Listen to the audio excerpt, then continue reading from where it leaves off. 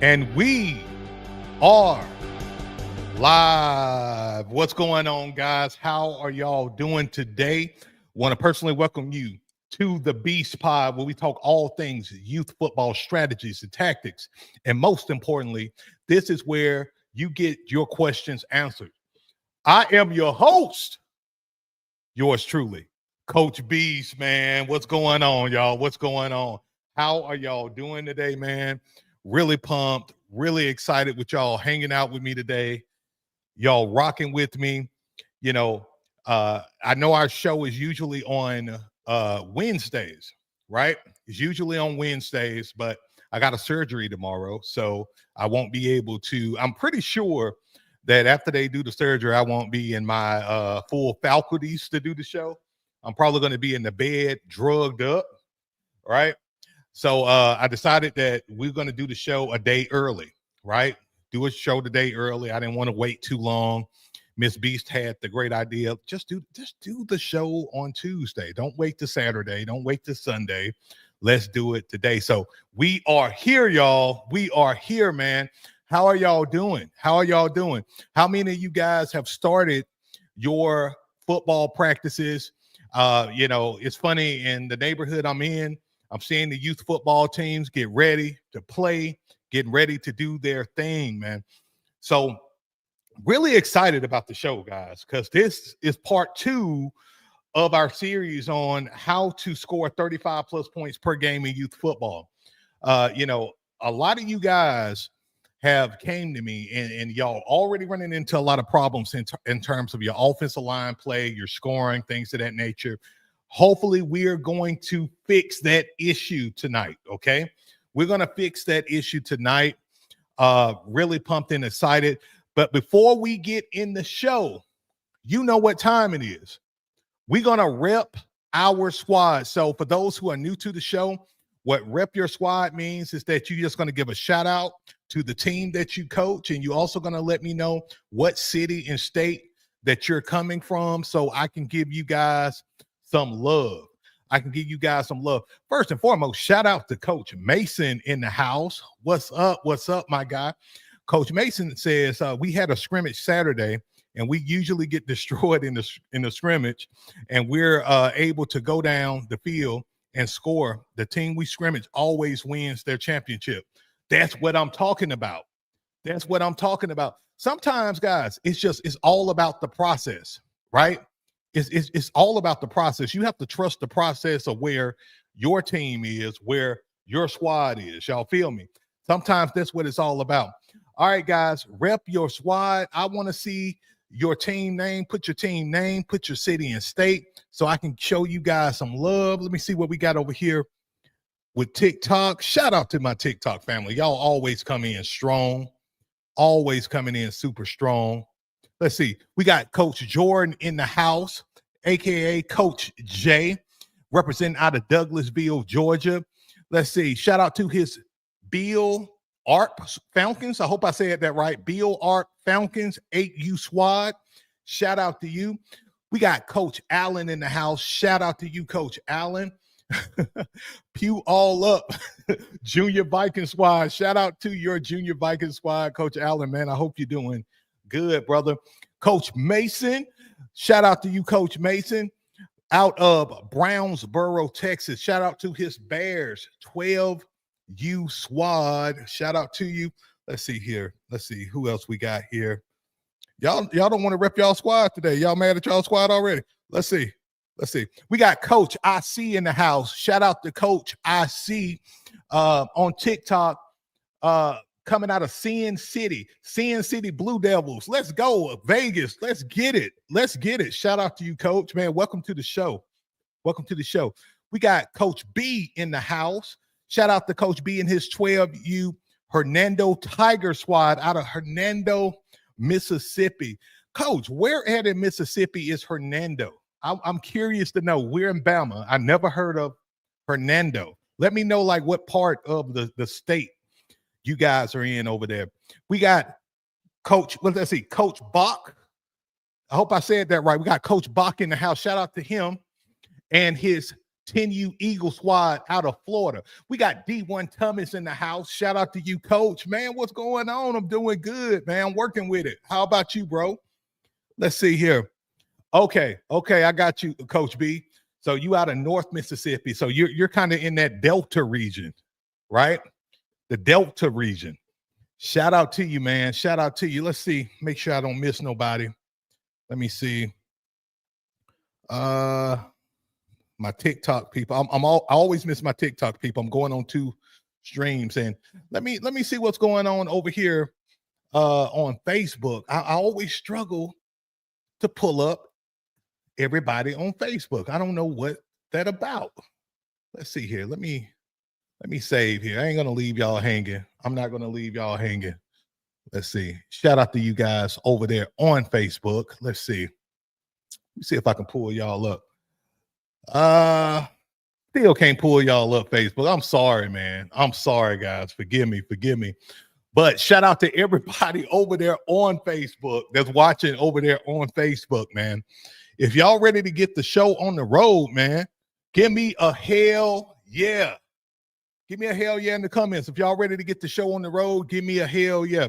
I know a lot of people not expecting the show to be today. I did an email blast and I made some announcements to try to let as many people know that the show is today. But do me a favor, hit that like button. That like button is going to let coaches know that we are live. So go ahead and do me a solid, smash that like button for me, guys, so we can get this show on the road and get the party started. All right. And we're going to go ahead and we're going to pay some bills real quick, guys. We're going to go ahead and pay some bills. The podcast, the Beast Pod, is sponsored by the Beast Bloodline Brotherhood for youth football coaches who want to build high-value youth football programs and be a high-value youth football coach. If you're tired of watching the scoreboard embarrass you, get all 18 of my playbooks plus every new one for life. And you also get lifetime coaching support at no cost whatsoever, as long as you are a member. Join us tonight. Let's make youth football great again together. And guys, for those who don't know, well, let me pull this beautiful face up again right here on the screen. But those who don't know, just started a brand new membership, the Beast Bloodline Brotherhood community, the #1 youth football coaching community out there on school.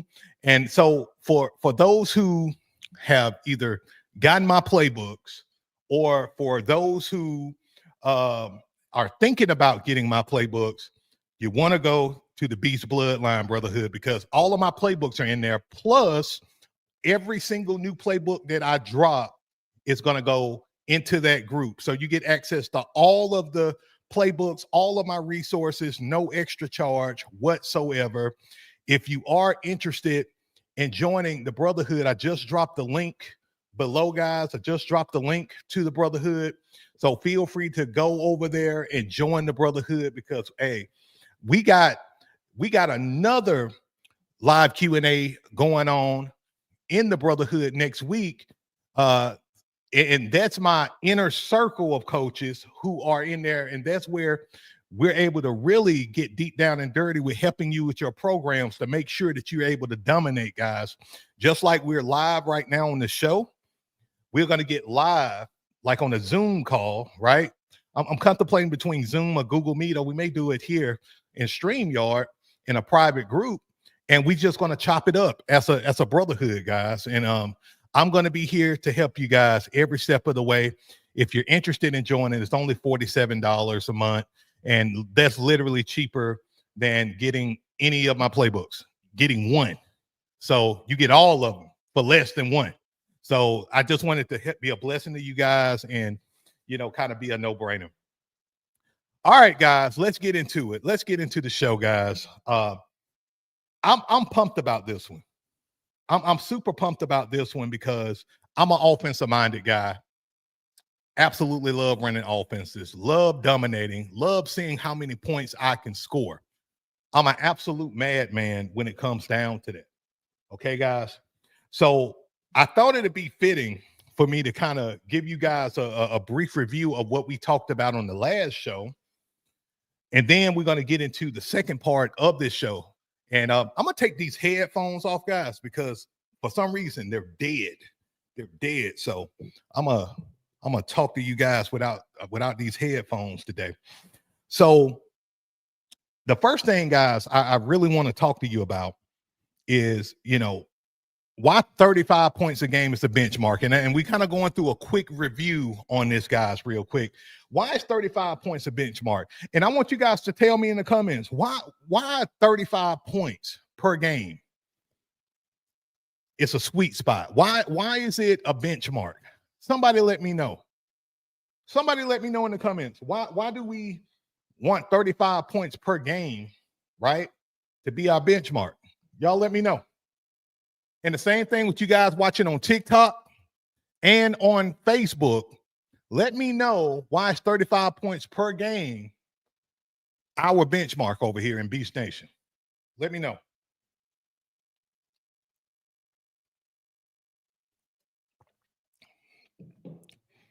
Hey, and I don't know if y'all noticed, though. I don't know if y'all noticed. We got merch. We got merch. We got the Beast Bloodline Brotherhood tank. Shout out to Miss Beast for making this. Shout out to Miss Beast for making the tank. This will be available soon in our merch store. The merch store is actually up, guys. Only thing that I'm doing, I'm waiting to add more payment options for you guys. So as soon as I get that together, the merch store is going to be up and running. But guys, let me know in the comments. Let me know, why do we want 35 points per game to be our benchmark? Let me know. Let me know. I will tell you this. I much rather have 35 points on the board, right, opposed to, let's say, 14 points or 21 points per game, right? I want to make sure that I leave no doubt. I want to be able to leave no doubt. So just, just putting 14 points on the board in most games just won't be enough. 21 points on the board, you may be able to get away, with that against, your lower tier teams. But what does 35 points per game mean to you, right? Let me know in the comments. I want you to put one in the comments if 35 points per game, would 35 points per game be enough for you to go deep in the playoffs and possibly even championship? Put a 1 in the comments. Give me a 1, guys. Give me a 1. And then another thing we talked about, guys, was like offensive identity, right? Offensive identity. You don't need 40 plays to dominate. I'm going to say that again. I can't say that enough. You don't need 40 plays to dominate. All you need is the ability to be able to master the art of blocking and master the art of the fundamentals so you can win the trenches. If you win the trenches, your chances of winning the game goes up 90%. Y'all got me. It goes up 90%. Why? Because, see, when you win the trenches, now you're able to dictate the pace of the game and the momentum of the game. Now you can control the clock. And we use what I call a Python method. We call it the Python method. We use the Python method to choke out the defense. We like our games to be boring, right? We like them to be boring, dominant. We want to just choke the life out of the defense that we're going against. And so you don't need 40 plays to do that, guys. All you need is your core plays. And so we talked about our scoring formula, right? You want to build around your top 3 or 4 players, right? Not just your top 1 or 2, which is the biggest mistake that most youth football coaches make. They only build around their top 1 or 2 guys.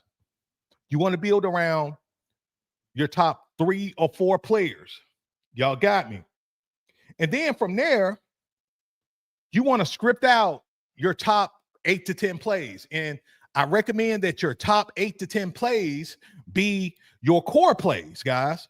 Focus on those core plays. And so these are some of the things that we talked about. We talked about the reliable gainers, right?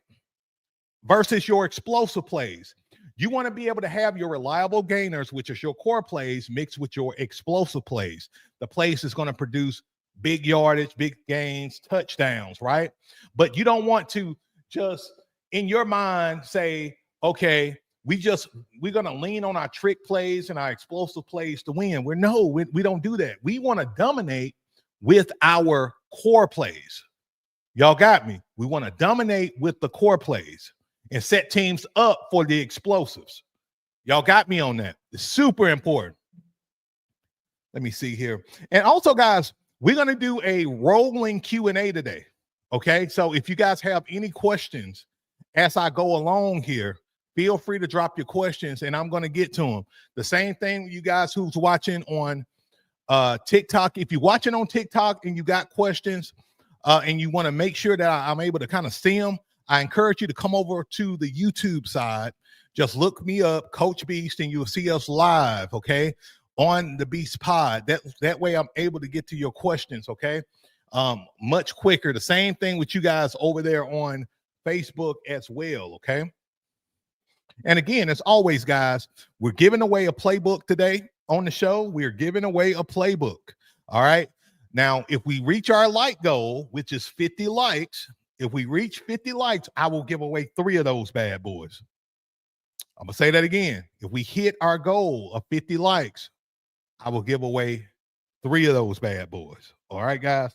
And today we're going to give away the Beast 1.0 playbook, and we're going to kind of go into that in a minute. All right. So that's what we talked about on the show last week, guys. The scoring formula, your offensive identity, why 35 plus points per game is so important. And I still didn't get no answer from y'all.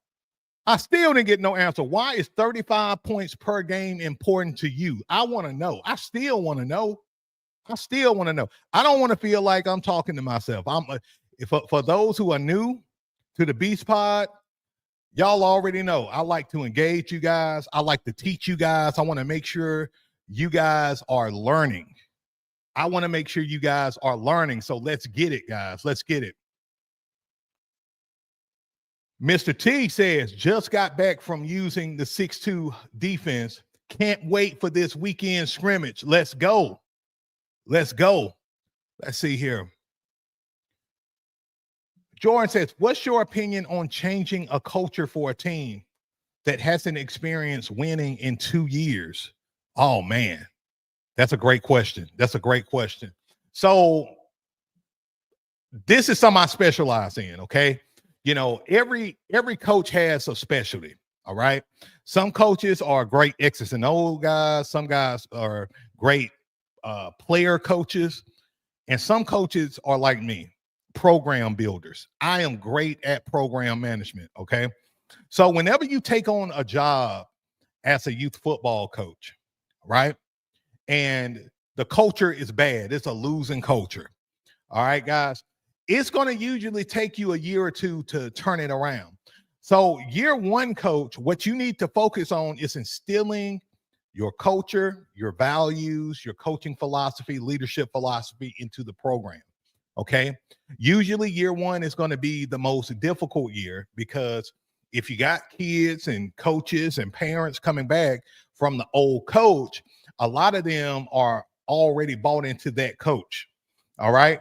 And if they're bought into that coach, that's going to create turbulence and friction because there's going to be a misalignment unless you were under that coach and you got the same exact values as the previous coach. So if you're taking over a losing program, year one, don't focus on the wins and losses.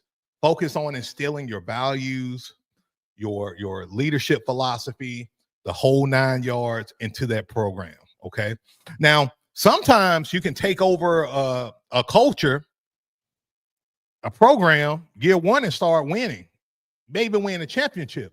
But if you want a long-term program that's truly going to grow and have a solid foundation of success, you got to inject your culture.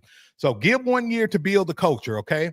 Then year two, now you're able to get them players who kind of represent you, represent your values, represent kind of what you are all about. And from there, now you're able to begin to see your identity blossom year 2, right? Now, I will say about culture, the longer the place has had a losing culture, the harder it can be.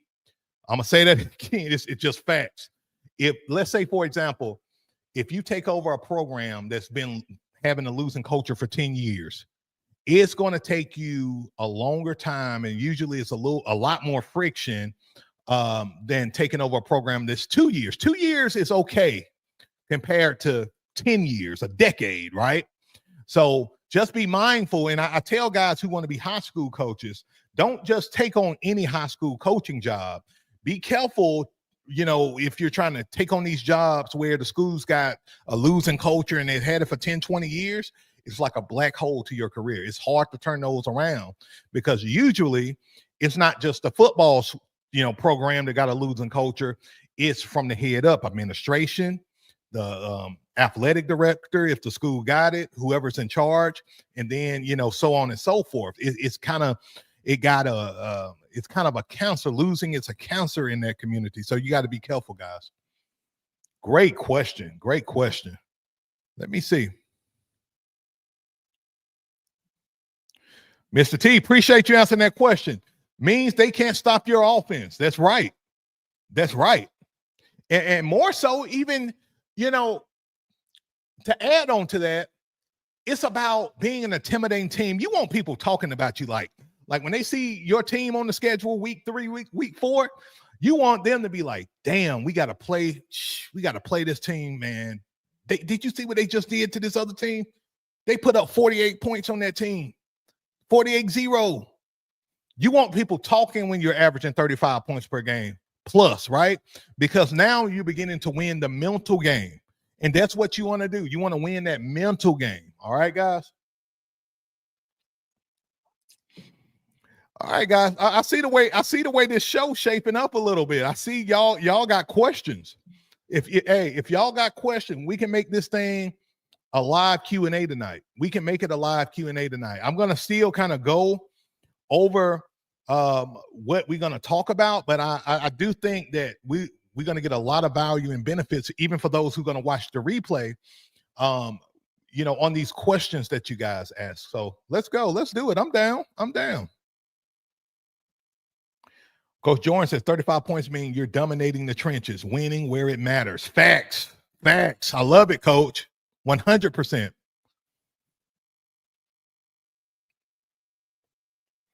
James says, how do you get kids that are afraid to hit the confidence to do so, tackling or blocking? Great question. So for me, Coach, we got a formula over here, right? We got a formula that we teach, right? So high reps equals confidence. Confidence equals speed. Speed is going to help produce execution and more of it. And then from there, that's going to produce winning. Okay. So if your kids are afraid to block or afraid to tackle or afraid to do anything, you have to rep it out with the high reps. You got to rep it. That's key, because here's the thing. A lot of the kids that you get, a lot of them, it's their first time ever playing football. With some of them, they never even dealt with adversity for real. Let's talk about that for a minute. Let's talk about that. And y'all bear with me, guys. I'm trying to, I had my protein shake, and I got a blueberry like just going around my mouth, and I'm trying to like flush it down, and it's like stuck. I don't know what's that about. I don't know what Miss B's put in this. But you have to rep it out, Coach. Okay. And that's with any of you guys who's dealing with the kids who lacks confidence. Kids begin to build confidence the more they begin to rep things out, the more they begin to get it. You want to rep it out so much that it becomes programmed into them, right? And then the time that you begin to see them grow is when they start moving really fast and doing it. They're not even thinking about it. They're moving fast. So if your kids are scared to tackle, you got to rep it to where they got the confidence to say, oh, this is not as bad as I thought it was. Let me try to make a hit. You know, you want to do that. And then another thing that we like to do, coach, is we like to break our kids up into teams at practice. So literally we go team 1, team 2. You can give it a cool nickname or whatever, to each squad, but we do team 1, team 2. And guess what? Team 1 always cheers on their guys. Team 2 always cheers on their guys. So now you got this spirit of competition going on in your program. You got a spirit of competition, teamwork, and these kids feel supported. And when they feel supported by you and their teammates, now they got more confidence that's being built. You got me, coach?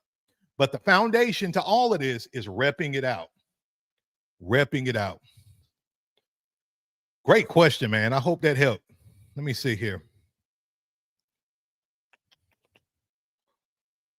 See. Coach Mason says the team we scrimmage had no idea. I'm assuming on how to line up the defense against us. They were lining up in an 8-2, and my wide receiver was in man coverage, and he burnt the kid every time. Yeah, that's a matchup nightmare. Absolute matchup nightmare right there, man. Let's see here. Coach B says 35 points a game will set a high standard going into the playoffs. The perception for opposing teams could mentally be devastating.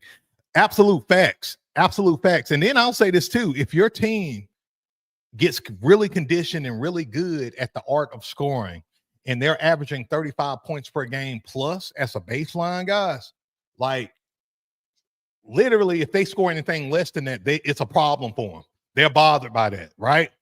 So I always talk about my teams, right? And one thing about us, we would score points so fast that by the time the third quarter happens, they forfeit the games. Literally, like by the end of the first quarter, we already got 21 or 28 points at the end of the first quarter. And then the second quarter, guess what that does? That allows us to either score again, allow our defense to eat, or let our second group get that playing time that they need, right?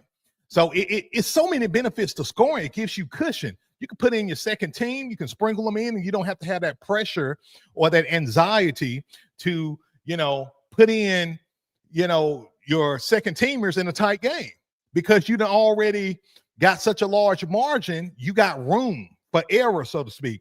Even though I'm not happy if a team score on me, I don't care if we got 48 points and they just scored 6. I'm mad about it.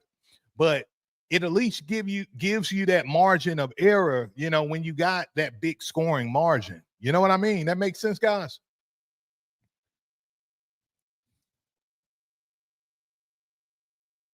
Coach Mason says, how do you address a coach that has his son playing in a critical position, but the kid just isn't there or wants to be there? Oh, that's tough. That's a tough one because, number one, it's a sensitive issue. Coaches who got like a son on the team, it can be very what's the word? It could be a lot of friction when you are addressing an issue like that. But one thing I would tell you, and this has been like the theme today, guys, about like daddy ball and things of that nature. Let's talk about it. So first and foremost, I want to say this about daddy ball. 75% of men people who coach are men, okay? And of that 75%, they coaching, a lot of them coaching for their sons. Now, you do have some coaches who are more harder on their kid than they are on other kids. Not saying that it's right or wrong, but you do have, I want to acknowledge those guys. But when you got a head coach that's favoring his son over the other players, you can address it. But usually, man, like it creates so much tension and controversy. It begins to build just disrespect and animosity in the program. So I always tell guys, and I'm very blunt and black and white on this, and I'm not saying I got the best answer for it, but it's been the best answer that I can produce for you guys, right, on this. If you're an assistant coach and you're under a coach that's favoring a kid, particularly his son, and he's not listening and he's not bending, the best thing to do is to find another program to coach in, or the number one thing I recommend, start your own team. Start your own team. Because usually you're not going to change that coach mind fast. And as soon as you talk to this guy, he may, listen or pretend that he's listening or whatever he's doing. You know what I'm saying? He may pretend, but at the end of the day, usually the intent of a coach is going to manifest. If that coach started coaching because he want his son to be a quarterback and develop as a quarterback, he's going to have his son at quarterback, and there's really nothing nobody can do about it.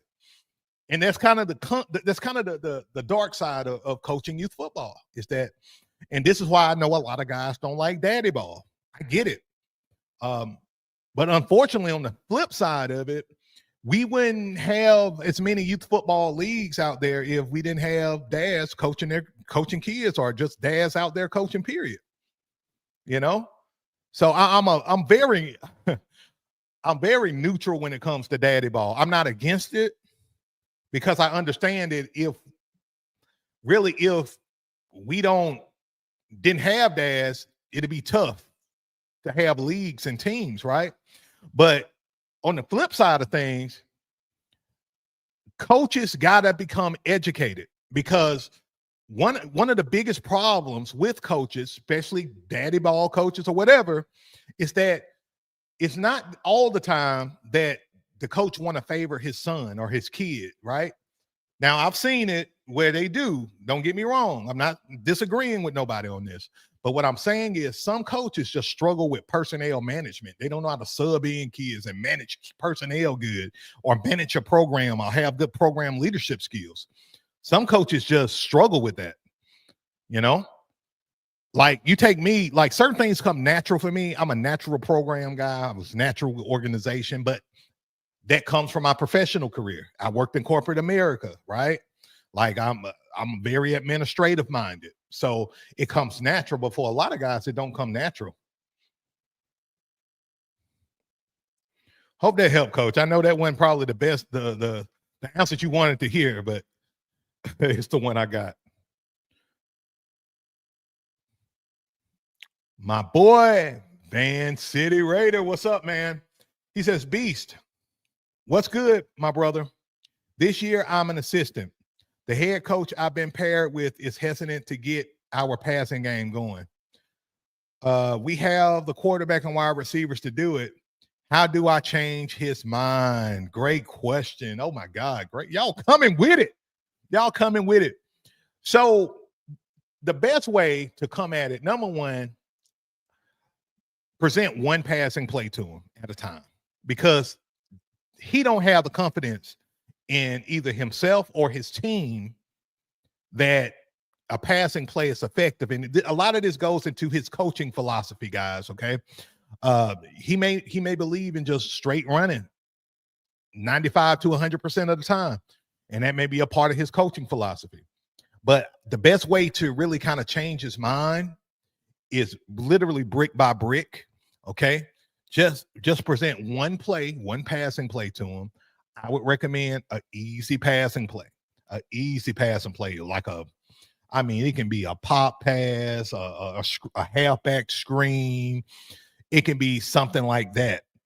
You can present that one play, and as he sees success, you can build that momentum. What you don't want to do, though, you don't want to do what I'm about to tell you. What you don't want to do is try to run the play behind his back, or try to install the play behind his back, and then all of a sudden you try to run it or have your team run it. You don't want to do that. I had a coach try to do that to me, like my third year coaching or fourth year coaching. And mind you, it wasn't the same situation as yours, because literally early on in my coaching, I love passing. I pass more. Back then I was probably a 70-30, run pass ratio coach. Then I'm more of an 85-15 guy now, or about 85-15, 90-10 guy now. But back in the day, I was like a 70-30 guy. And this coach, he wasn't even an offensive guy. He was my defensive coordinator. but he literally went behind my back and instilled the offensive play. It had to be a day I wasn't there or whatever, but he tried to instill it, and then while I was playing a game, he said he go to my quarterback. He said, "Hey, run the play we went over at practice." I look at him like, "What the hell? What they go over at practice?" I'm like, and to make a long story short, they tried to run the play during the game, looked stupid as hell, and that coach wasn't my coach the next season. He wasn't on my staff the next season at all, and I had choice words for him then, at that point. But you don't want to be the coach that try to do stuff behind your head coach back. I don't care how much you disagree with them. Okay, guys, that's the thing. And you're not going to always agree with what the head coach does, but just remember, man, he's the head coach. And I tell guys all the time, man, being a head coach is a different beast. Being a head coach is a different beast than just being an assistant, because if you're an assistant coach, you can just focus on X's and O's. When you're a head coach, everything lives and dies on you. If you win, they're talking about you. If you lose, they're talking about you. And you being the assistant coach, you can hide in the shadows, All right, let's see here. Guys, come with y'all questions. I'm loving it. I see where we at. I see where we at, guys. If y'all got any more questions, I'll be more than happy to answer them.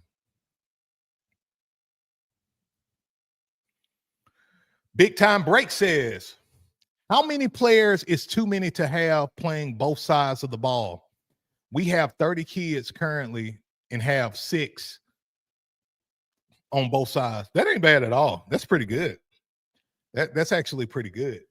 Now, if you have 30 players, though, man, like if you have 30 players, you got, I always say if you got over 25 players on a youth football team, you got a personnel nightmare on your hands, right? But if you got 30 players, play them kids. Like give them an opportunity to play. And I already know what you're thinking, right? You got 30 kids, but really you probably got 15 that's legit. Like 15 is really good. And you got four or 5 that's possible. And then you probably got 5 to 10 that's just scrubs, and you got to develop them. Correct me if I'm wrong on that. So 6 is a good number. Usually my teams are like 18 to 22 players, and I love that number because I do have a lot of players playing both sides because they have to. So I think in your situation, 6 to 8 is pretty good, would be good for you. But I would take this as an opportunity to develop your kids at practice. And like I said before, if them kids can't do anything else, teach them how to block. If your developmental players, your lower tier players, if they can't do anything else, teach them how to block, and you can sub them in. And they add more value to the team than just plugging them in to get their playing time, and they don't know what the hell they're doing. You know what I mean?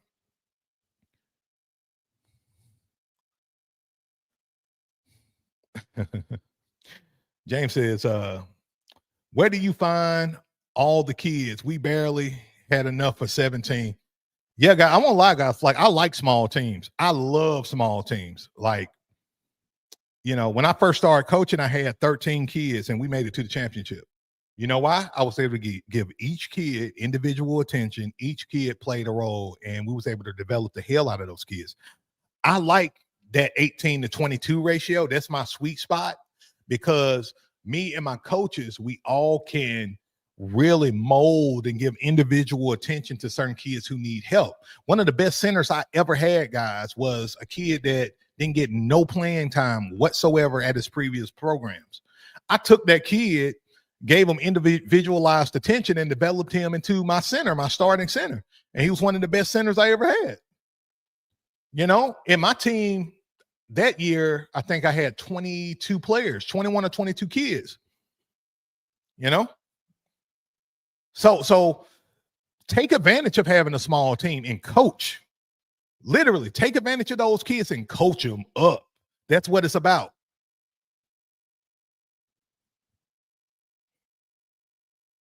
See if we got any more questions. Hey, I'm digging it, guys. The show is literally turning into a live Q&A, and I'm all for it. I'm all for it.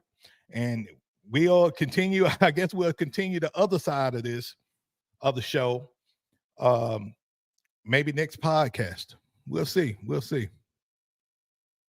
Let me see. Coach Mason says we have 34 kids on our 5th and 6th grade roster, and the high school has 30 on varsity. What the hell? What? So tell me this, Coach Mason. Is that varsity team a winning program or a losing program? Let me know. Let me know in the comments. I want to know. And guys, if y'all getting value from the show, do me a solid. Let's stop what we're doing. Do me a solid. Hit that like button, guys. We have a goal of hitting 50 likes. If we hit 50 likes, we will give away 3 playbooks today. All right. If we don't hit 50 likes by the time we get to our playbook giveaway, I'm only going to give away 1. I don't want to do that, guys. I want to give away 3. I want to give away 3. And I'm going to show you guys the playbook that we are giving away. We're giving away the Strongman Beast Offense 1.0 playbook. This is the very playbook that won us the championship. We produced 72 points in our championship game.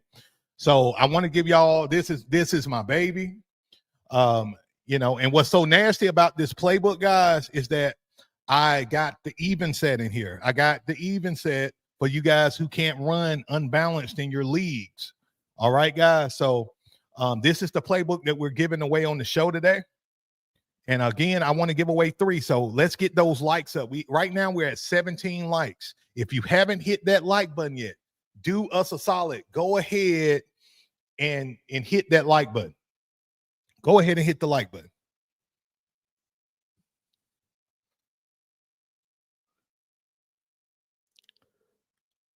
Coach Robertson, says, can you blitz versus wing T? I mean, yeah, you can. You can pretty much blitz against any offense, coach. This is the thing though, when you're going against a wing T team, is that it's similar to going against a team that's running the beast offense or running the single wing offense or the double wing offense. Gap discipline is king. If you want to stop these formations, you got to have gap discipline. If not, you're going to get burned. So, yeah, you can blitz these teams, especially like if they got weak offensive lines, you can blitz all day. If you're going against a team that's running a wing T and they can't block for crap, blitz all day. They ain't going to be able to get anything off. Okay? But if you're going against a good wing T team, meaning one that can really block well, it's better to have a team that's really good at gap discipline, flowing to the ball, creating clutter, making the play. Because if you blitz too hard, you can get manipulated and baited, right? Like if you're running like a double wing, let's use that for example, you have one of your halfbacks to go into motion, fake like he's doing a sweep, then you give it to the fullback up the middle, he gone. You blitz, you done ran right by the fullback, now he's gone. Nobody in the second level to make a play, right? Same thing with the wing T. They can fake that wing back sweep, a buck sweep, and run a fullback dive. You're in trouble. And as y'all know, the wing T, they really is predicated on 3 core plays. That buck sweep, the fullback dive, and halfback toss. And that's when you're really running the problems. We got our first super chat of the night. Shout out to you, Chief Manifestations, man. Shout out to you. Appreciate you. He says, what do you suggest offensively for a 5-6U with limited time? Great question. Great question. Coach, I recommend this right here. Right here. I recommend the Beast Offense 1.0. If I was coaching a 5 and 6U team, this is the exact playbook I would run. Because at that age, y'all going to run the ball 90 to 100% of the time. And the team that's the most intimidating and the most physical is going to usually win and go far. Okay. That's usually what's going to happen in this case, coach. Maximize your blocking up front, get a ball to your top 2 to 3 kids, and have everybody else block going downhill, washing these kids down, and you're going to have a really good season, coach. You're going to have a great season. So for sure, I recommend the Beast 1.0 playbook for sure. Great question, man. Thank you for the super chat again. Let's see here. And guys, if I missed your question, feel free to post it again. And also, guys, like, to guarantee that your question get answered, super chat is always a great option, because as soon as that super chat pop up, I stop all things and I get to that question.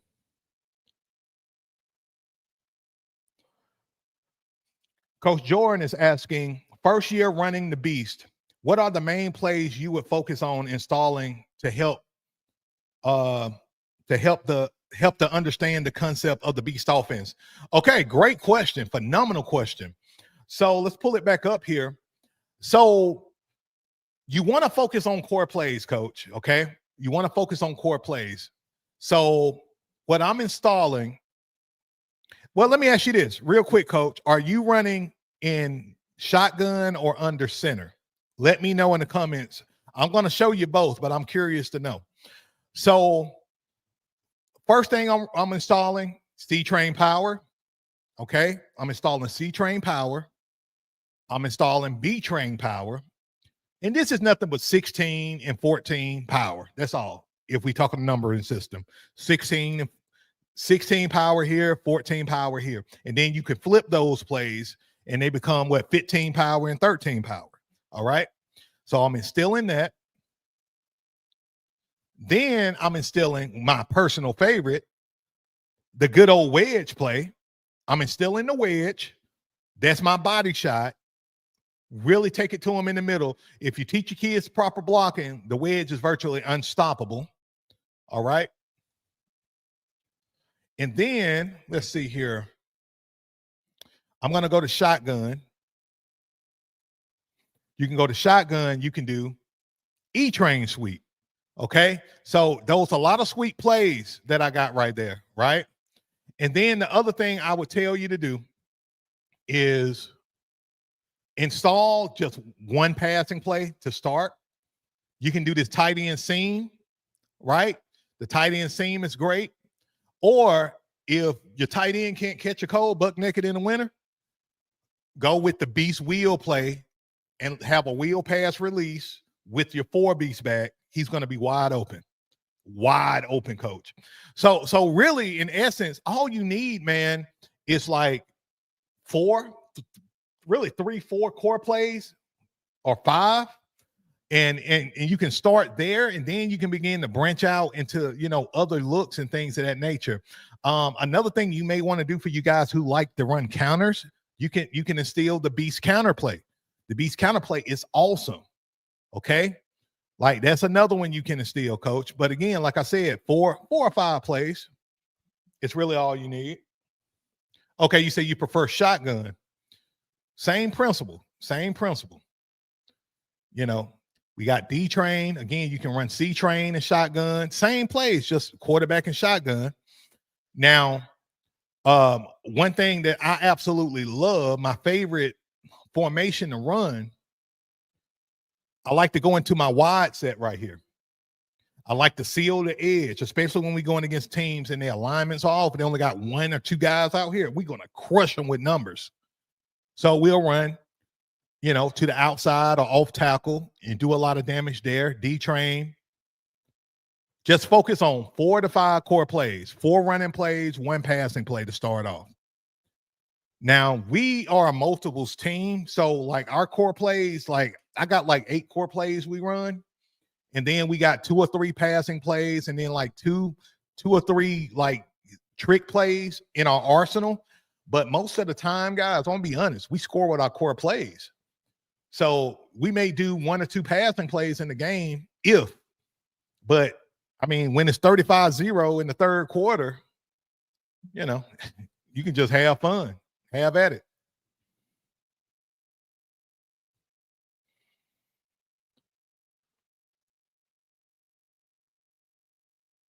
All right. So Coach Robertson says, what defense causes the most problems for the Beast offense or wing T? Okay, so I hate answering this question from a formation standpoint because sometimes it doesn't matter what formation you run if your guys can execute.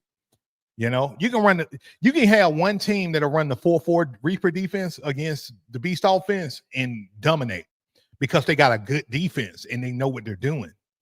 You can have another team that run the Beast offense and get drugged. I mean, excuse me, you can have another team run the 4-4 defense against the Beast offense and get drugged.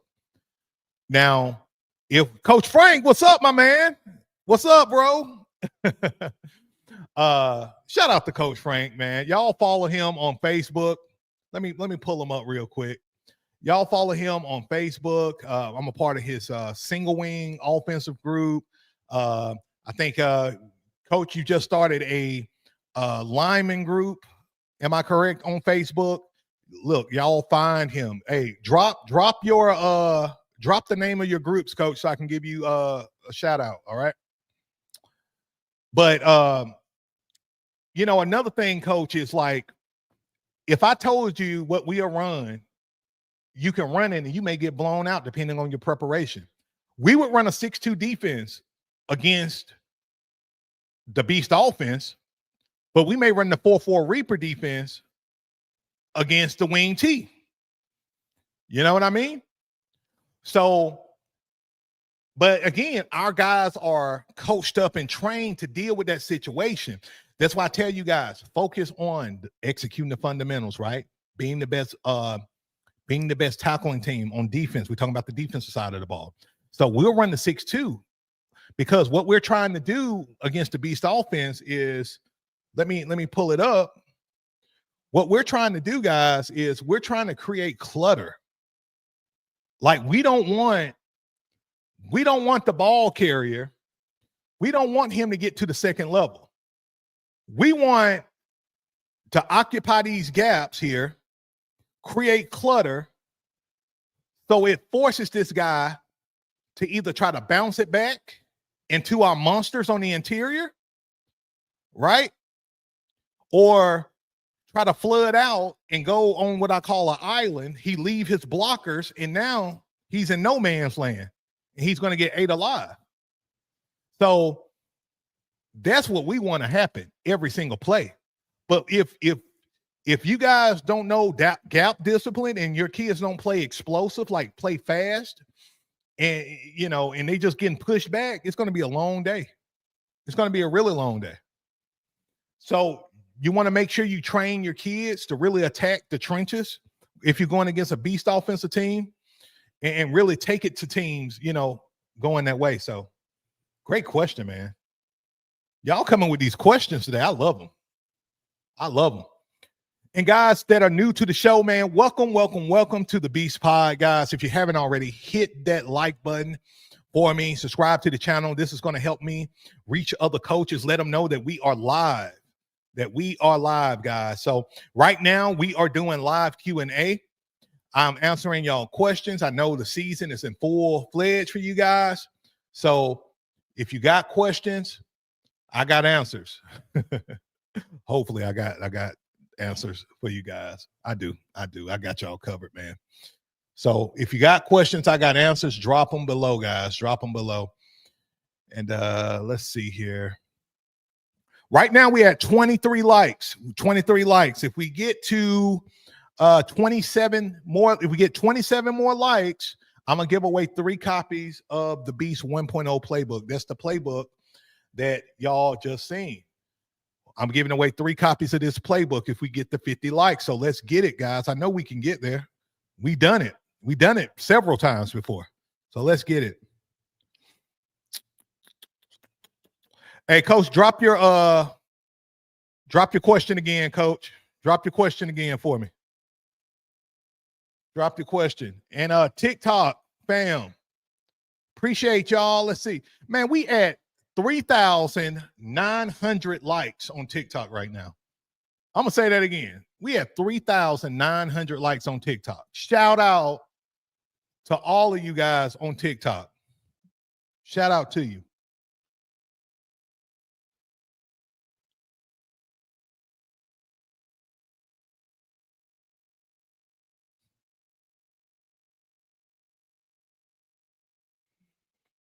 All right, let's see here.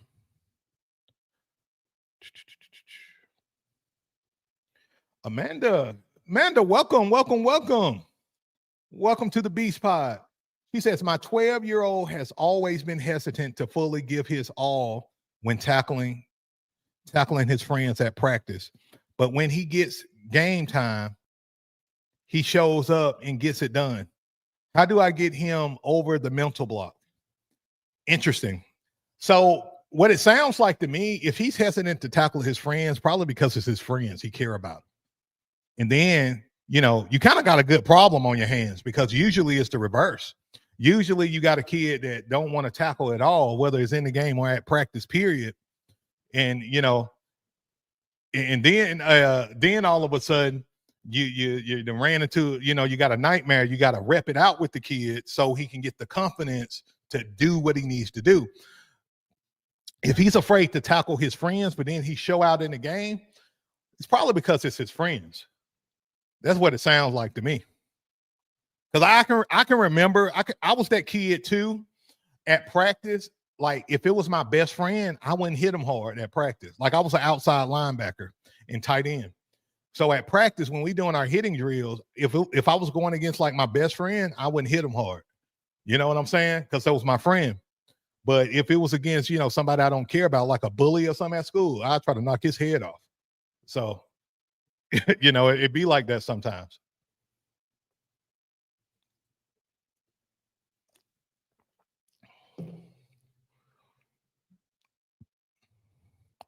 All right, let's see. Okay, Van City, let's see. I coach 8, 9-year-olds. My head coach is trying to install a fade route.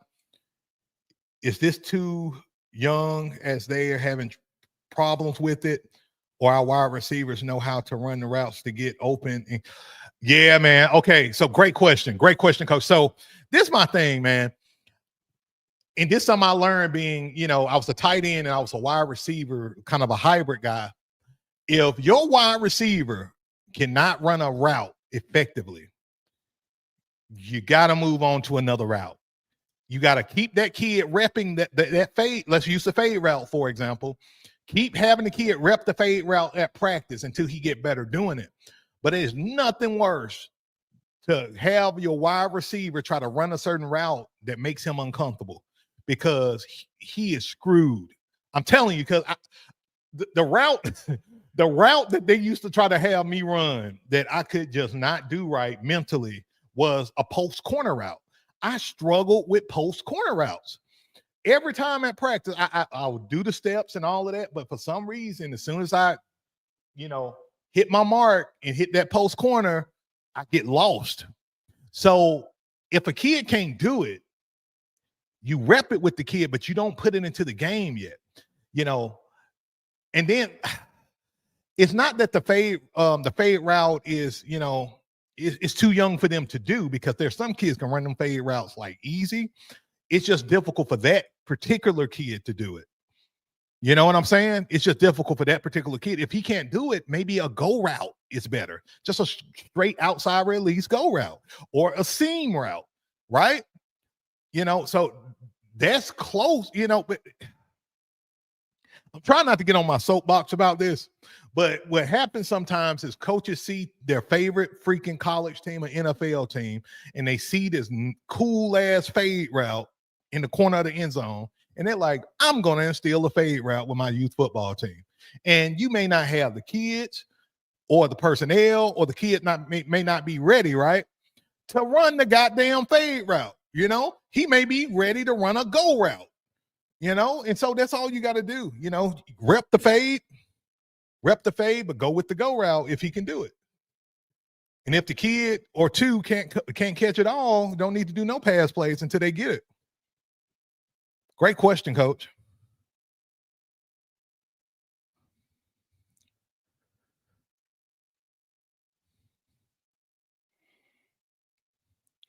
All right. Big Time Break says, any advice on coaching my center on firing out after the shotgun snap? Okay. My center is coming out and his stance too slow and getting beat through the A gap, trying to get him as many reps as I can. You're doing right. Continue to do the reps. That's what's going to do it. What you need to do, continue to do the reps with the drills, okay? Then if you guys are not doing it already, you need to put them in game time situations at practice with scrimmaging, okay? Have him scrimmage and teach him how to respond to that A gap, whether it's play side or weak side, okay? Just have him rep it out through the drills again, and then have him go in scrimmage and rep out. Just have kids hit that A gap, whether it's via blitz or just like a defensive tackle or something hitting the A gap. Have him rep that, because the more he do it, the more confident he's going to become. All right. Great question though, man. Hope that helps.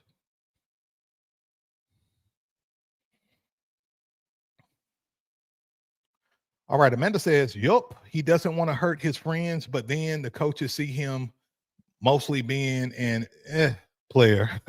And I worry he will get overlooked because as his mom, I only focus on him. So I see the difference vastly. Got you. I totally get it.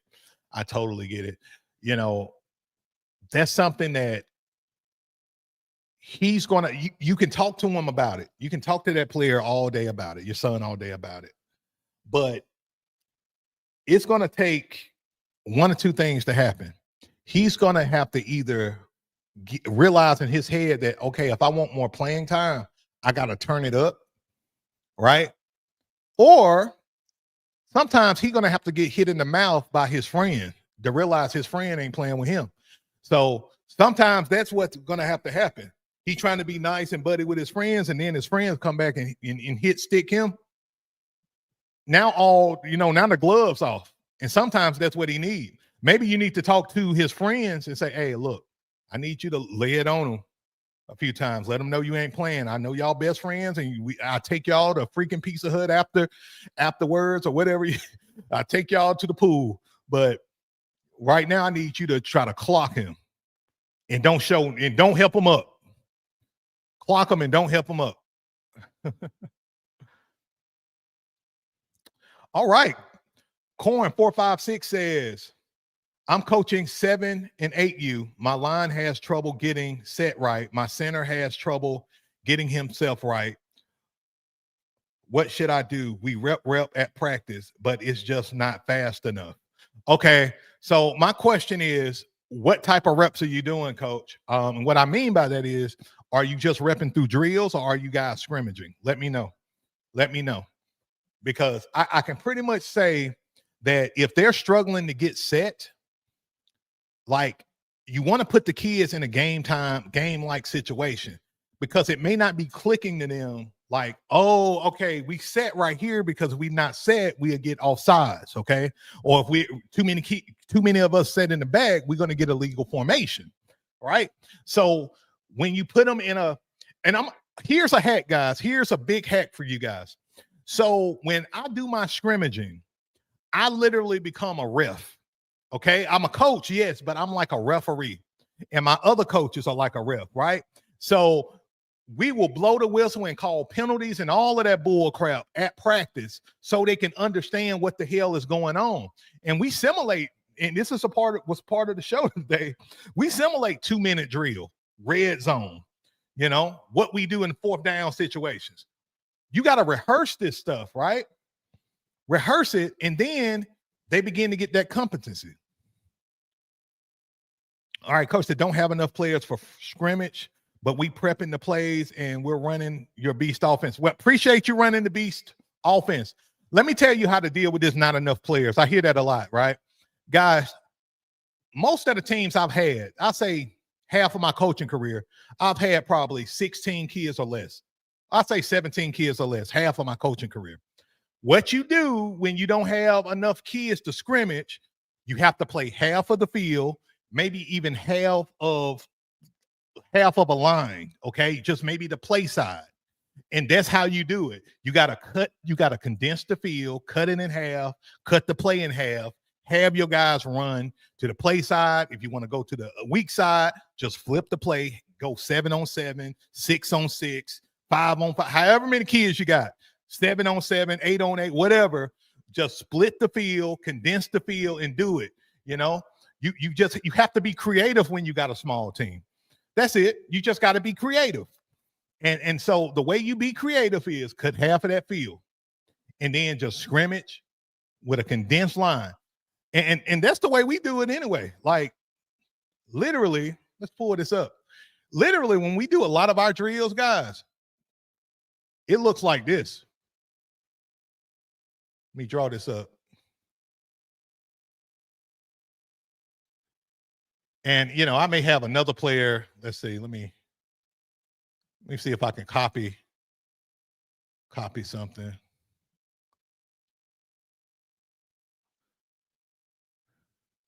You know, it may be something like this going on with us.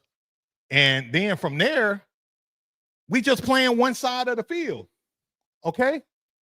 Sometimes that's what you got to do. You got to do what you got to do. You know what I'm saying?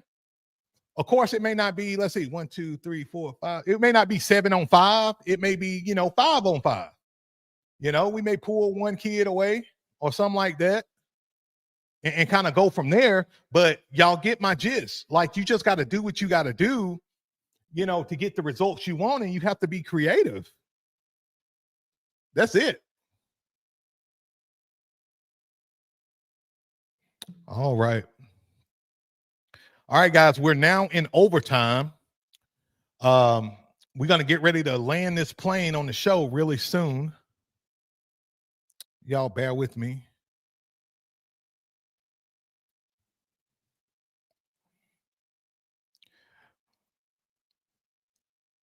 Okay, I keep getting a question here. What's a good defense for flag football 7v7? I'm going to be honest with you guys. I'm not the expert with flag football. Just to be honest, especially particularly defense. Offense, yes. Defense, I can't tell you because, I'm not really a flag football guy per se. But what I am is I'm somebody that can tell you exactly what to run with 7v7 on offense because I pattern our 7v7 on air raid. So, we're running crossers and things of that nature. But on defense, guys, I can't really answer that. Maybe I have a show where I get a flag football expert out here to talk to you guys about it.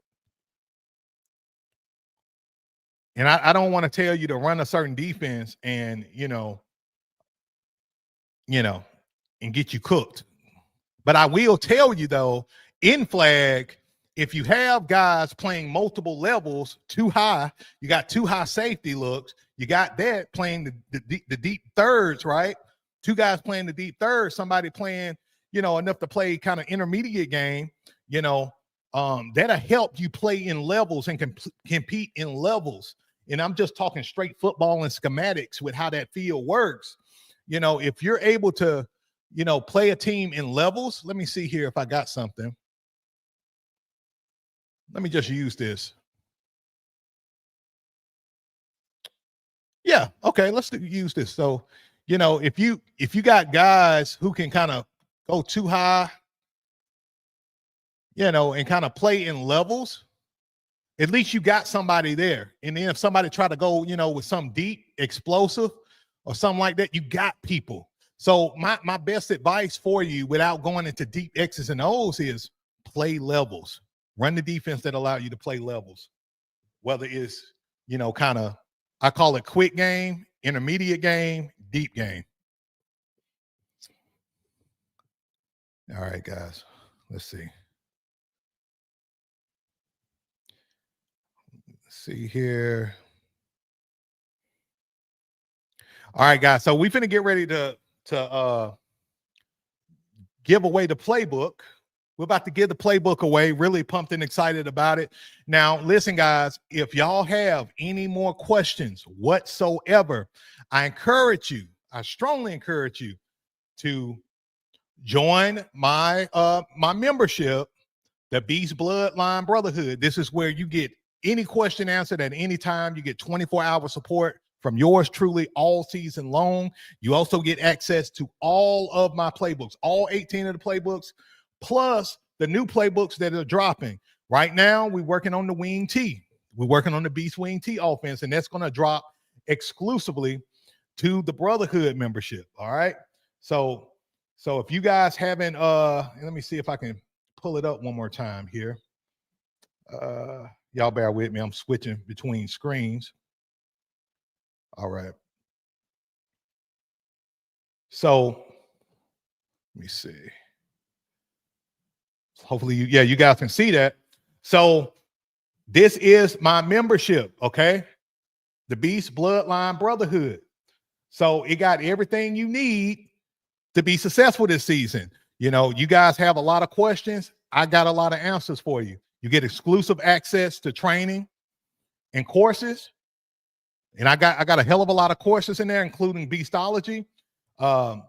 You get access to the 4-4 Reaper defense, the 6-2 Savage defense, and the 4-2-5 defense. You get the entire Diamond Formation playbook. That's my newest playbook that we had come out a while back. Plus all 18 playbooks and drill books that I have. And you get unlimited support. And you get access to all of this for life. For life, guys, as long as you are a member. And we just started the group. Like, we just started the group, what, a week and a half ago? We're growing like wildfire. We're up to 17 members now. We just started. And so we're growing like heck. So this is where you want to be if you want access to everything, including my support and having, you know, your questions answered and things of that nature. All right. Good deal. Good deal. And for those who want the link, I'm gonna get the link for you guys momentarily too, by the way. So if y'all ready to give away a playbook, give me a hell yeah. Give me a hell yeah. Miss Beach, let me know how many likes we got so far. Let me know where we at on likes.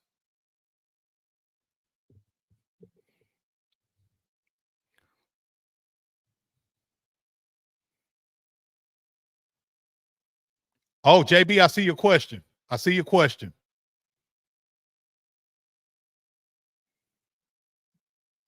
All right, guys. And if you want to learn more about the membership, I just put the link below. If you want to join, just click on this link, read more about it, and make an educated decision that way. All right, guys. Love to see you in the brotherhood. All right. Let me answer this question really fast. JB says, how do you deal with coaches giving a blind eye to soft players? I hate seeing that crap. You see, I see that so much in youth football. That is unbelievable. You know, if you are a coach, let's say an assistant coach, and you see the head coach and the other coach is giving a blind eye to a player, you can, first of all, you can have a private meeting with the coach. You know, sometimes, I hate to say it, like I said, a lot of coaches out there, they just bad at personnel management. They just try to play their best players. They just try to play their best players, and then they go with what they know, right? The good coaches know how to develop every player at every level and help them improve, right? So sometimes having a private conversation helps. Sometimes having a group meeting, like if you are like a part of a staff where y'all have weekly meetings, like if you're part of my staff, we have weekly meetings every Monday, right? And you can express your concerns about that issue. But unfortunately, I hate to say it, a lot of times the coaches still have the same habits until they realize that, you know what, I'm screwing up. This not right. You know, this not right. And like I always tell you guys, the longer you tolerate a coach you're not in alignment with, and y'all don't have the same values, you're going to start losing respect for them. And then by the time about the middle of the season to the end of the season, you're going to lose all respect. And that's when you start seeing programs blow up, and there start to be fights and griping and drama and toxicity, because everybody's tired of tolerating each other, and it's a lot of disrespect that happens, And always tell guys, look, if you're in that situation, already have it set in your mind, I'm going to either find another program to coach you in, or take my kid to, or I'm going to start my own program. And in many cases, that's the best decision, guys. That is the best decision. All right, so we're going to get ready to give this playbook away. We're going to get ready to give it away. So here's the thing. Here's the rules of engagement, guys, for those who don't know. So I'm going to ask you a question based on something I went over during the show, okay? And for those who get it correct, I'm going to pick from those who, answer it correct. Those who answer it incorrectly, I'm sorry. Better luck next time. Now, last time I checked, we only had 31 likes. So we're only going to give one playbook away. We're only giving one playbook away. Now, if we somehow can get the 50 likes in the next 3 minutes, let's do it. Okay, I'm going to say it again. We can get the 50 likes in the next 3 minutes. Let's do it. Hit that like button if you haven't already. I'll give away 3 of these bad boys. All right, here we go. Let me see what question I got for you guys today. Let's see.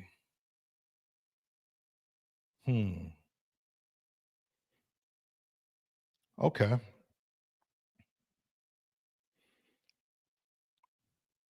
You see, y'all made it tough because y'all hit me with a lot of live Q&A stuff today. You know what I'm saying? I wasn't able to go deep on my notes, my show notes and stuff like that, like I usually do, and quiz you guys. But I got you.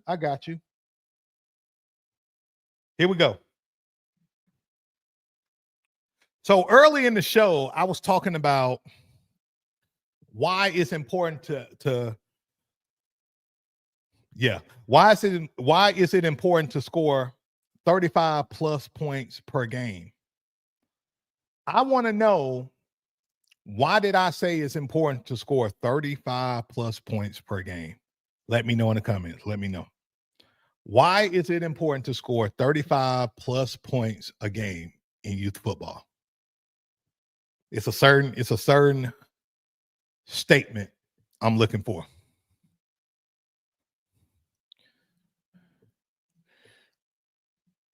And let's see, we still on 31 likes. While we doing this, y'all can still be hitting that like button. And if we get to 50, I'm gonna give away three copies. Let's see. Coach Raider says to set the tone. James says it sets the tone. Corn says everybody's eating, meaning the ball is being shared. All right, let's see.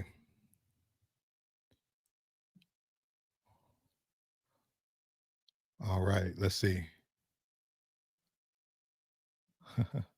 Henry says, take the soul of the other team, get them out of character, and defense can eat. Okay, I see y'all.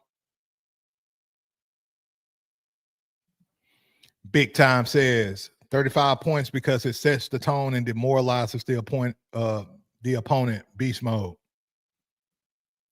JP says set the tone. Chief Manifestation, so you don't have to ride your top player. You can ride multiple players and build for the future. Okay. I see y'all.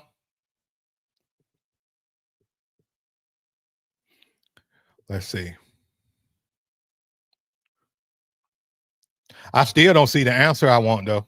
I still don't see the answer I want. Let's go at it again. Let's go at it again. If y'all can't get that, I got another one. But that ain't what I'm looking for.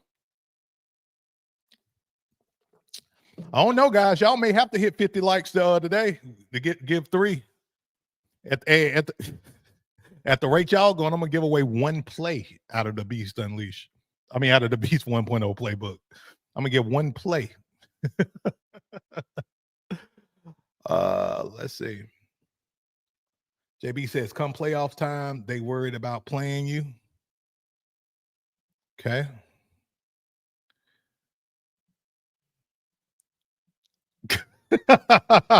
Coach 56 crying over there.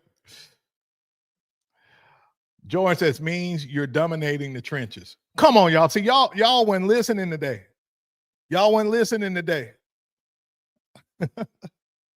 So let's see. Coach 56 says, means you can open the playbook. Nope. Henry says, change the culture of your organization.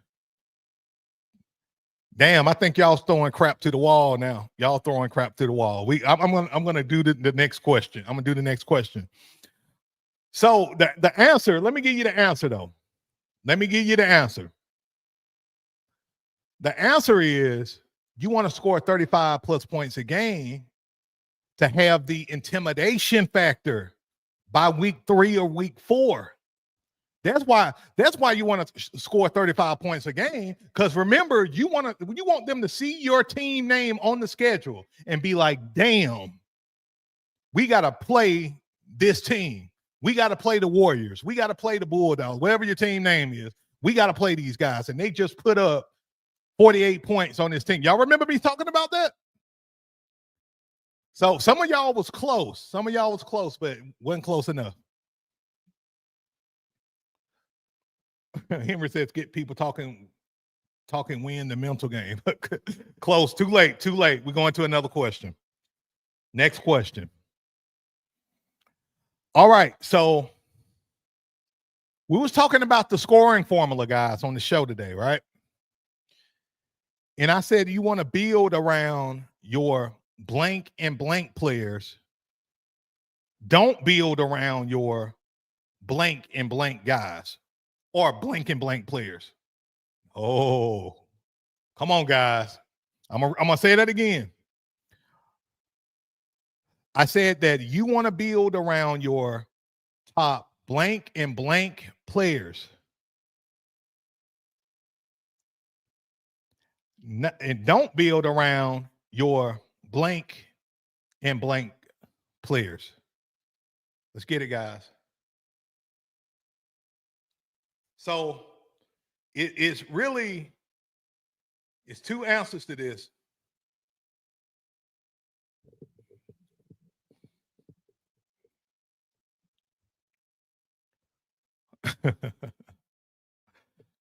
All right.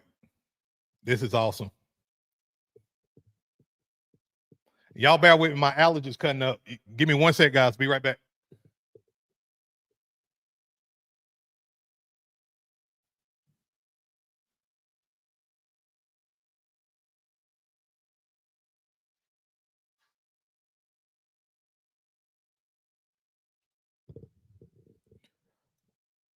All right, let's see.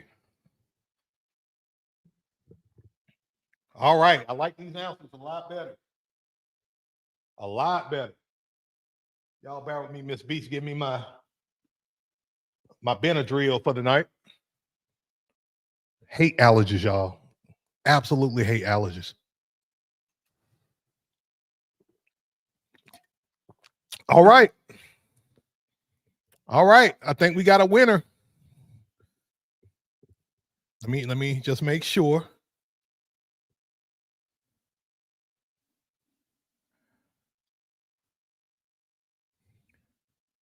This one tough. Okay.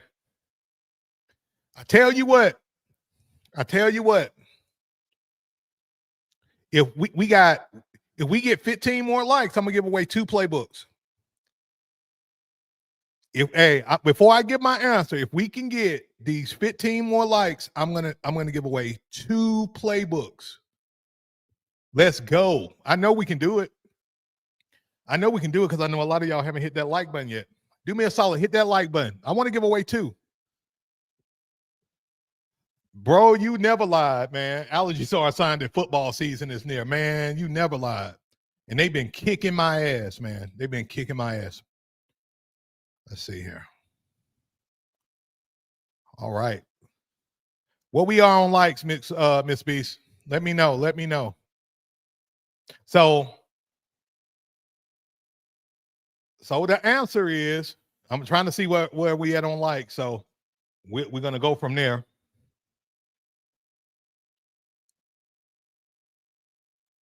Miss B said we had 36. Okay, we just giving away one. We just giving away one today. That's all right. Okay, let's see. So here's the answer, guys. Here's the answer. You want to build around your top 3 to 4 players and don't build around just your top 1 or 2 players. That's it. That's it. So when you're running, I don't care what formation you're running this year, right? Don't just use 1 or 2 of your best players. Don't do that. You want to use 3 to 4 guys, depending on your roster size and what you got personnel-wise. But you want to focus on using 3 or 4 guys. Why do we do that? Because by the time your kids get to about 10 reps, they're tired. They're burnt. This ain't Madden where you can run your running back 35 times, right? On Madden. No. This is youth football. It's not high school football where you can run your running back 25 times, you know? No. What you want to do is allow your top guy to get about 10 reps, your second guy to get about 8 to 10 reps, and then you want your third and your fourth guy. And I see y'all surging right now.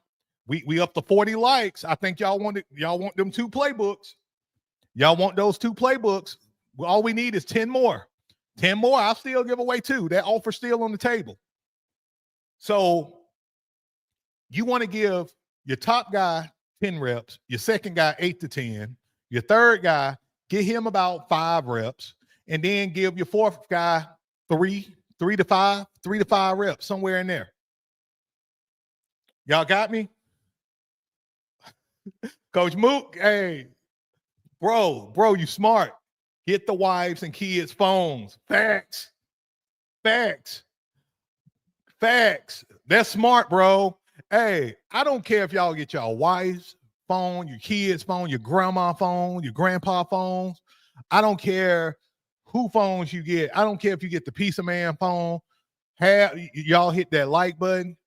We hit 50 likes. We giving away 2 of these bad boys. We giving away 2. I'm picking the winners as we speak. So y'all better get on it. I'm picking winner 1 and winner 2. Yeah, man. So great question, Coach. So next week, the show is back Wednesday. Okay, we're back on Wednesday, 7 p.m. Central Standard Time. That's our normal time, guys, for the show. Okay, that's our normal time. I had to do it a day early this week because I got surgery tomorrow, and I already know I'm probably gonna not be able to talk or do anything. Okay, so I wanted to do the show a day early. But next week we're back Wednesday, 7 p.m. Central Standard Time. All right. King Cowfish says, "Let's go. Love the podcast, man. Appreciate you being on, brother. Appreciate you being on, man. Hope it's not your last time.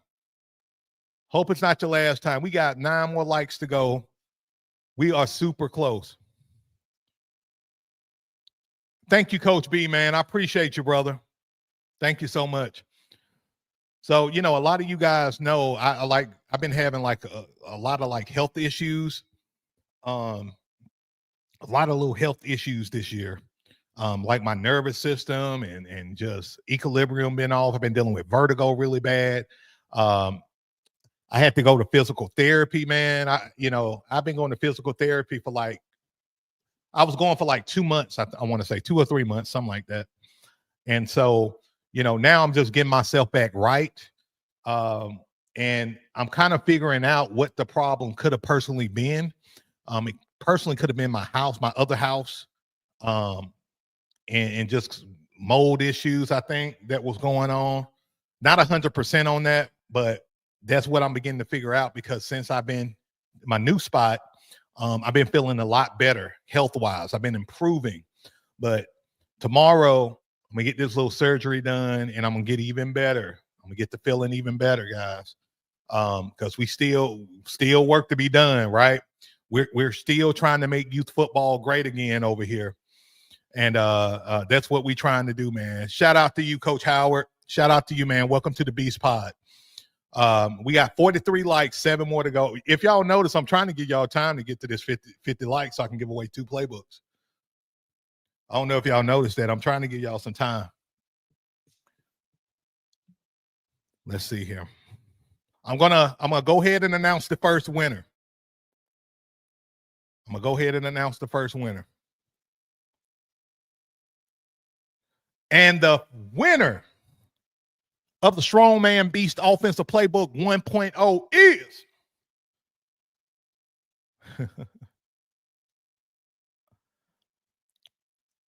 Coach James. Coach James, congratulations, man. Coach, let's see, Carlisle, right? Yeah, James Carlisle. Congratulations, Coach. Congratulations. So you're the first winner of the playbook giveaway. If we get to 50, I'm gonna give away another one. Y'all give him an applause, man. Y'all give him a big applause. All right, so Coach, I'm dropping the email in the comments, okay? So I'm dropping the email. What I want you to do, Coach, is email me tonight. Email me tonight. Let me know what playbook you want. And I want you to give me, I'm going to tell you, I want you to give me 24 to 72 hours, because I don't know how I'm going to be tomorrow. But I will get that playbook to you. If I don't respond back within 3 days, message me again, okay? Message me again.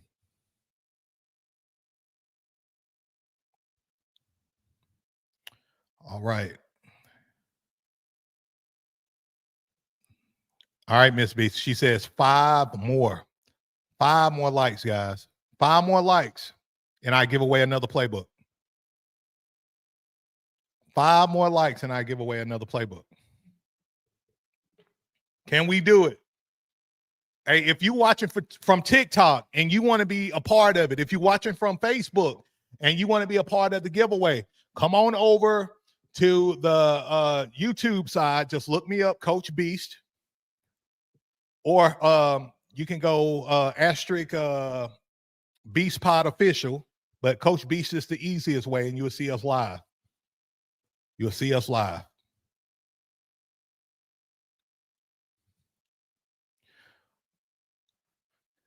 And while we're doing this, are there any more questions? I'd love to answer one more question for you guys. Is there any more questions?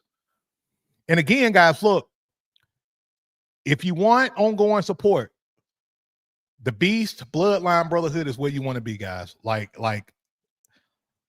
I put so much heart and effort and love in it. If y'all love the Beast Pod, if y'all love the Beast Pod, you're gonna love the Brotherhood, because it's like the after party. It's like the after party, not the Diddy party. All right, not that. But we're like an after party. This is where you get more individualized support. Just like how I'm answering these questions, you got me as a mentor all year long. You got me as a mentor for life, as long as you are a member in the Brotherhood. But you got me as a mentor all year long. You got me? And you get access to all of the playbooks we're talking about and going over. That's where you want to be. You want to be in the Brotherhood, guys.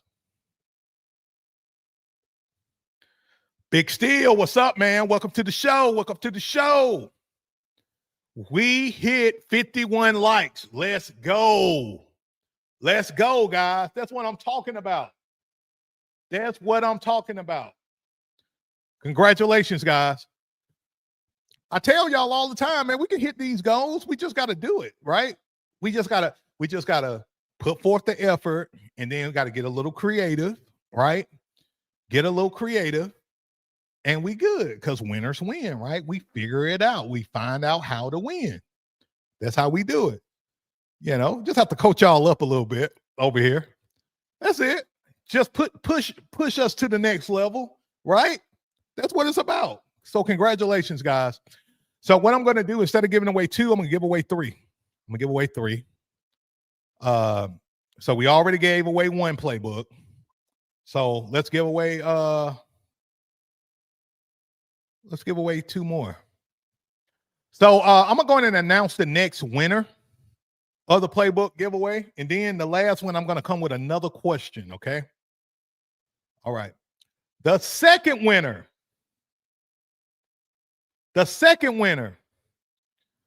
of the Strongman Beast Offense 1.0 is Chief Manifestations. Congratulations, man. Congratulations, bro. You earned that one, man. Congratulations. And y'all make sure y'all applaud them. Give them some love. Show Coach some love. Again, Coach, all you got to do is just email me tonight. Let me know. Let me know who you are, what you won, all of that. And then I will get back to you within 24 to 72 hours.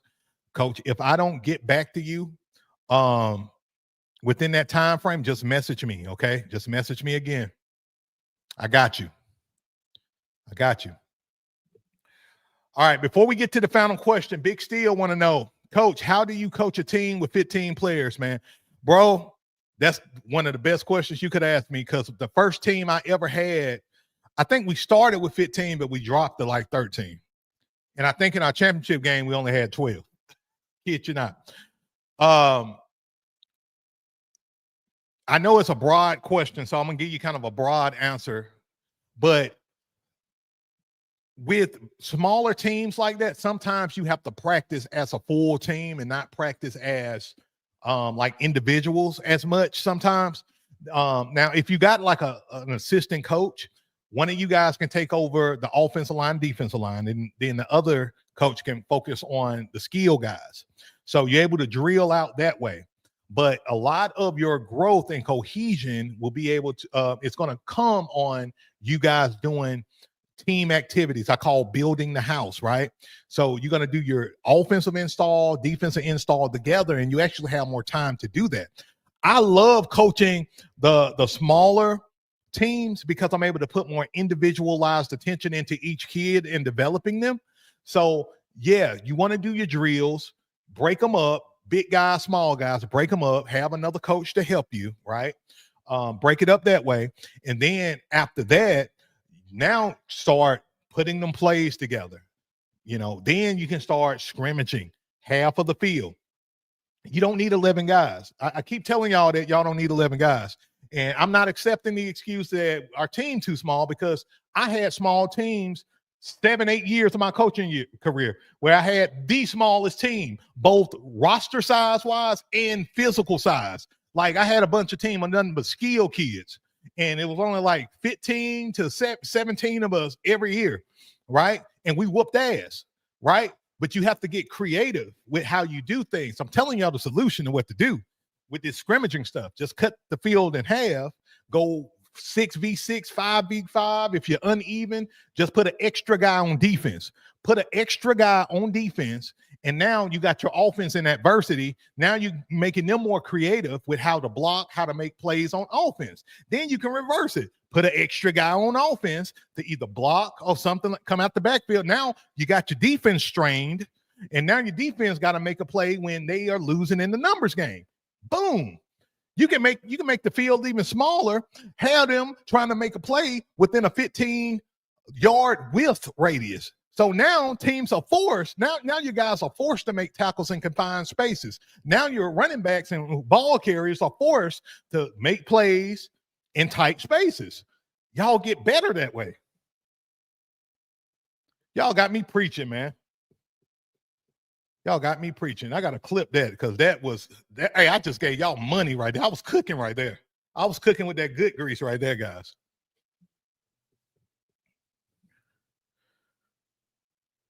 Man, my pleasure, Coach, man. That was a great question. Thank you for the question. Thank you for the question. You're right, coach. Creativity is key because I'm telling y'all, man, like sometimes, like when you got these small teams, you got to be creative, but you have some of the best teams because you're able to give that individualized attention. When you got these big teams where you got 30 plus kids, it's hard. You got a roster management problem and you're not able to develop these kids and you're trying to figure out just how to throw a kid in to get playing time when you damn well know that you're only going to really be able to, you know, you can only really use 15 to 20 of those kids tops. Now you got to figure out what the hell I'm going to do with the other 10 to 15 that I got on the team that really half of them not football players. I got to figure out how to get them on the field. You know, it's more difficult at the youth football level, you know, because at the high school level, the coach just going to have the kid riding the bench until he's ready for him.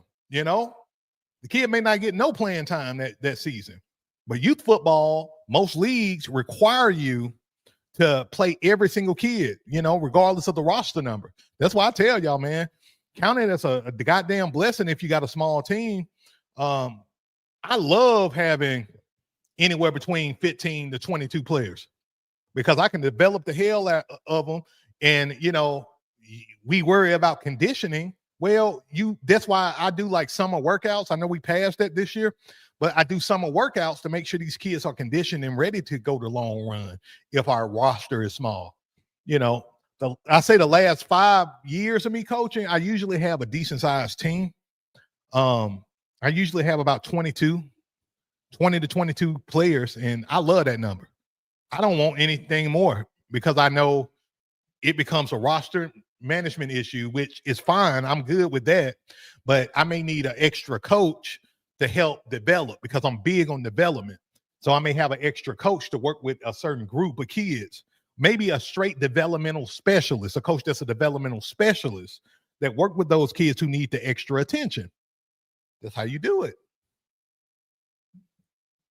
How you do it.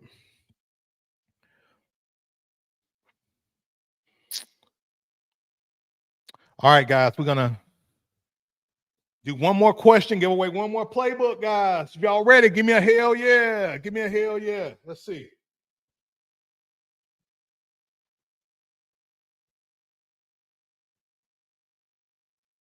Okay, this is a good one. This is a good one.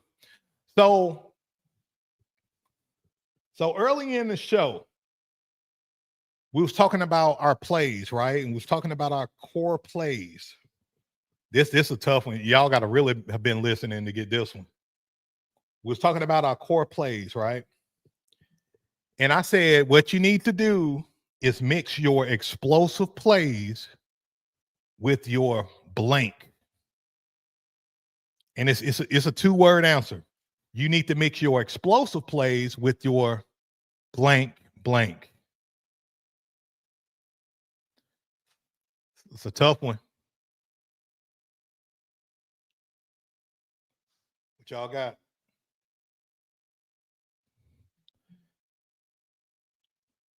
So again, we was talking about core plays. Then I said you need to mix. Hold on, let me make sure I don't say to give y'all the answer. Hold on, let me read it, Barbados. You need to mix your explosive plays with your blank.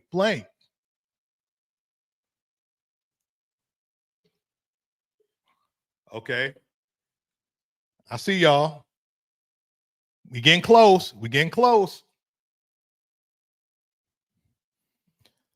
tell y'all it's not quite what I'm looking for. Even though I did say that, but it's another word. At this point, I just want to see if y'all get it. You want to mix your explosive plays with your blank.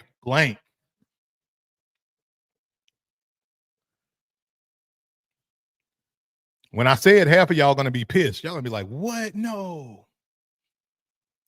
Hey, Miss Beast, where are we on likes?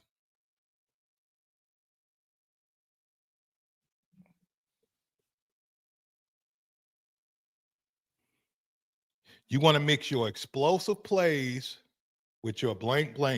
Can we get 60 likes? Can we get 60 likes? Oh, man. Can we get 60 likes? Hey, if we get 60 likes, I think I'd give away two more.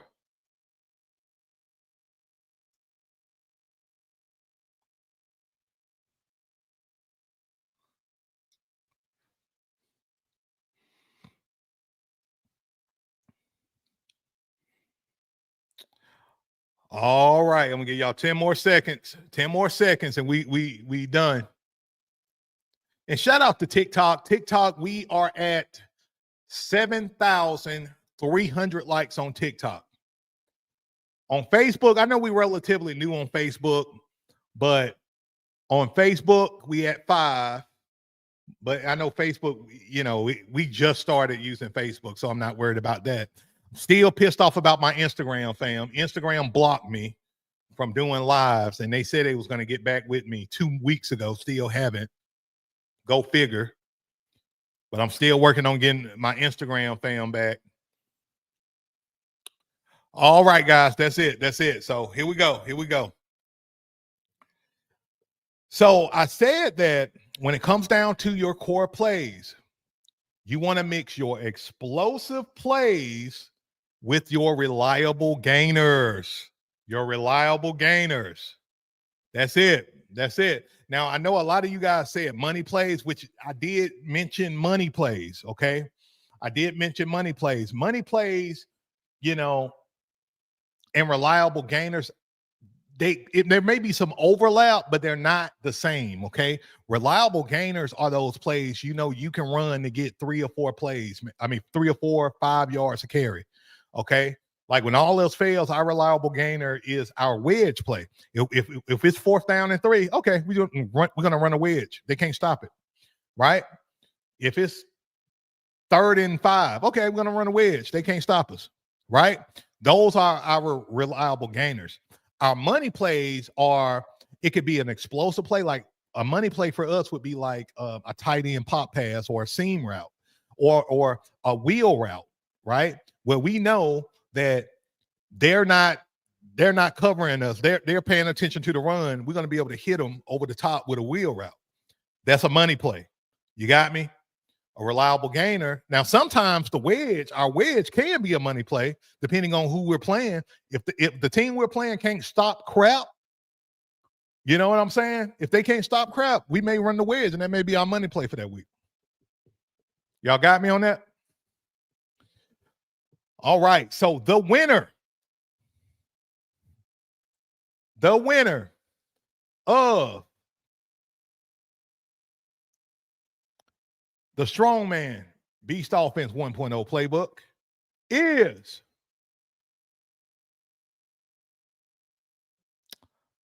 Tom Lawrence. Tom Lawrence, man. Congratulations, Coach Tom, man. Congratulations, brother. Congratulations, man. And it's funny because when I seen that reliable game, I thought, whoa, that's it. That's it. Congratulations, Coach.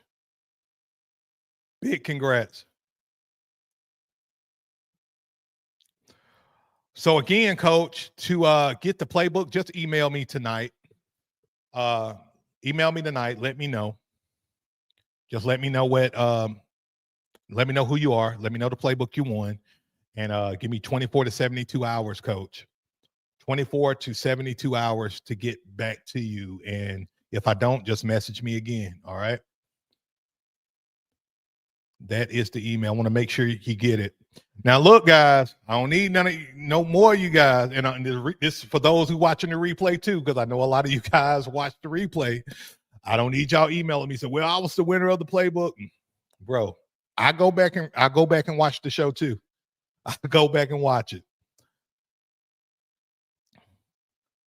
My pleasure, Coach. My pleasure. My absolute pleasure. All right, guys. I think that's it for the show. That's it for the show tonight, man. I hope y'all got value. I really do. Coach Howard, appreciate you, brother. Thanks, Coach, for your time. Always dropping. I try, bro. I try to drop them gems, bro. So before you go, real quick, again, Next week, we're back at our regular time, Wednesday, 7 p.m. Central Standard Time. If you haven't already, coaches, go ahead and subscribe to the channel, hit the notification bell so you don't miss the show when we back on, okay?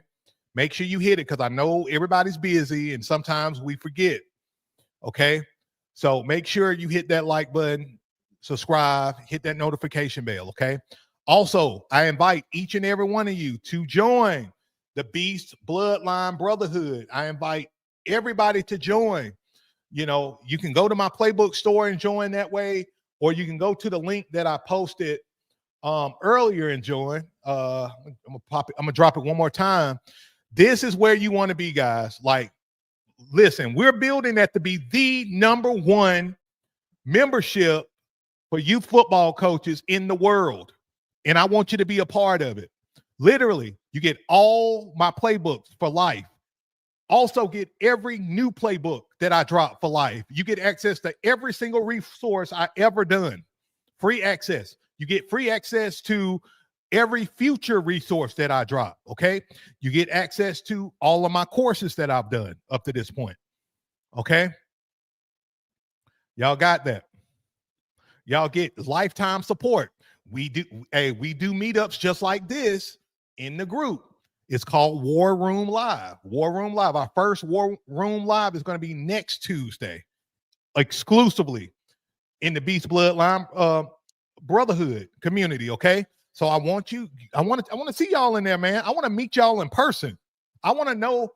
I want to talk to the other man on the other side of the screen. Okay, or woman. I know I said brotherhood. I know we get ladies in here too. Y'all welcome into. I know we call it the brotherhood, but y'all are welcome in the group as well. Okay, guys. So I want to see y'all in there, man. Join me. I want to see you. Hey, appreciate y'all for the blessings for tomorrow's surgery, man. Appreciate you guys. Love you guys. Champ, Coach Champ, you are the man. Appreciate you, brother. Coach Woods, any content on using shifts in the beast? Yes, sir. So I got a previous show. It's my trench warfare series, okay? A podcast where we're talking about trench warfare. We was talking about the Beast 3.0 offense. You can go to my playlist on YouTube, go to the Beast Pod, and you're going to see trench warfare all on offense. You're going to see the Beast 3.0 on the screen. Go there. We go all through the shifts. We go all through that good stuff, okay, Coach? So that's where you go. And actually encourage any of you guys, if y'all are new to the podcast, we're 40 episodes deep into the pod. So binge on it. Binge watch the podcast, guys, from 1 all the way to 40, guys. And because we are growing, man, we are climbing. We are going to make youth football great again. We're dedicated to it. I'm sold out to it. It's my life mission, guys, for us to make youth football great again. And it starts with every single one of you. One high value coach at a time, dedicated to building high value youth football programs all around this country and all around this world. All right, guys. So I'm about to run. Love you guys. Hopefully I'll see you in the Beast Bloodline Brotherhood this week, guys. And never forget to win more games, score more points. Beast out. Peace. See you guys. God bless.